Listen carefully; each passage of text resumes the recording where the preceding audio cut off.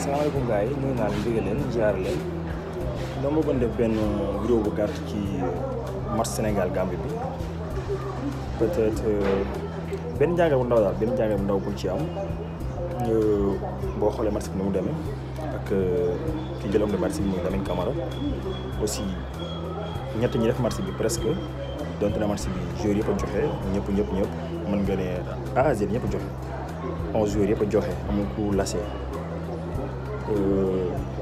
Pour loolu pour firnde loolu sax mën nga gis nga xool ci par exemple Moussa Niakhaté dafa def match dëggantaan mais dafa am ñett ñu gën a def match muy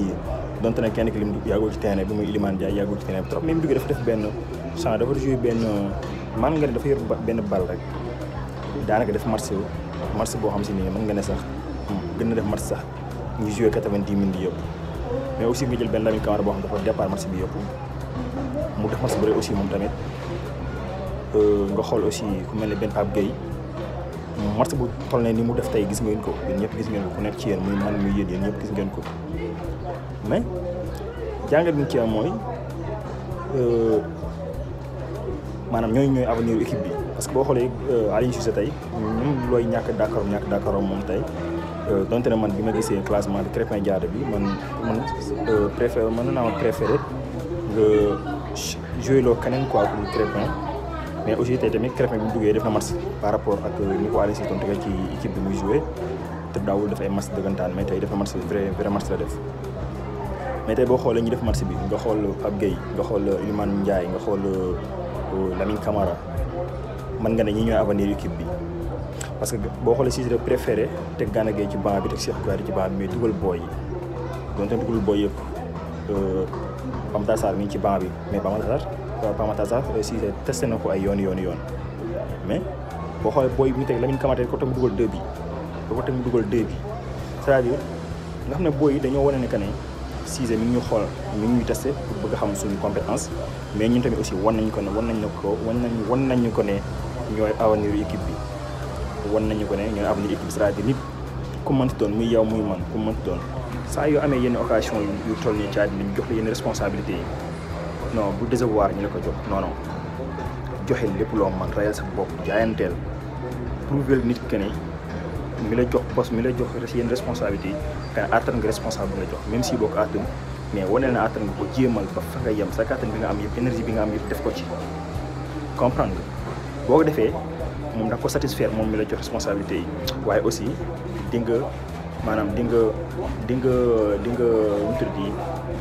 nga doye dal wala bokk xaw ma moom bi ma ko waxee ci wolof ka maanaam di nga am dëgg ci kaw ñi nga xam si ni biñ jegee ne jox nañu responsable bi ñoom dañu ne non kii nii li ko jox mérité wu ko yow il faut nga def loo xam si ni da ngay satisfaire loolu bégloo ki nga xam ne moo la jox responsable bi moom moo jël engagement jël ay propre responsable teg la ci kaw jox la dina doxalal kooku da nga ko war a wan ne ko li nga ma jox yeloon naa ko aussi nga jëm ko rendre heureux aussi nga wan gars yi nga xam si ne dañu gëm ne yow mënoo ko nga wan leen si mën naa ko donte ne c'est la première fois nga koy def parce que boo xoolee booy tey dañu def vrai match booy dañoo wane ne carrément ay responsable lañu dañoo wane ne carrément tey jii bu Koulibaly demoon retraite Gana Gueye dem retraite Sadio Mané dem retraite booy mën nañ ko gérer parce que équipe soxlawul sax ngay am équipe bu complet ñëpp nekk ay leader mais dafa soxla nga am maximum ci équipe bi man ngaa soxla am ay leader yu bari ci biir équipe bi te boo xoolee Pape Gueye leader la boo xoolee Iliman Ndiaye leader lay wane Lamine Camara aussi leader lay wane Lamine Camara bu ngeen xoolee ay vidéo yu bëree bëri ay interview yu bëri yu muy def da ngay dégg mu nga xam ne dafa bëgg di challenge si boppam dafa bëgg ñu naan ko mënoo lii mu ne def ko ne mën naa ko